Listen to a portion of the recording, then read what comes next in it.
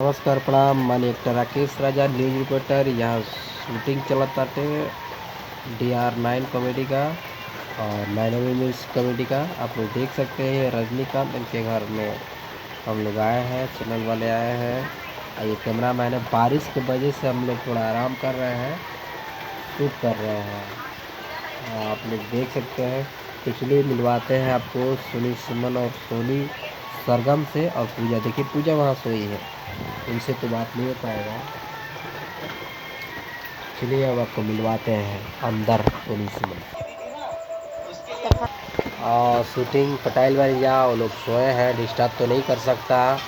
आप लोग देख सकते हैं बारिश हो रहा है, किच किच। हम लोग इसी में शूट कर रहे हैं। हेलो हाय तेजू जी, हाय कैसे हैं? हाँ सुजीत कैसे हैं? कैमरामैन सुजीत कैसे हैं? ठीक है। ओह हाँ काजल शर्मा, हाय कैसी हैं? ठीक है। हाँ ये है हमारे रजनीकांत।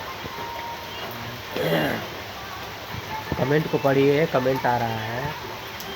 किरण सिंह का कमेंट आ रहा है। हाय किरण जी, नमस्ते। कैसी हैं? कैसी हैं?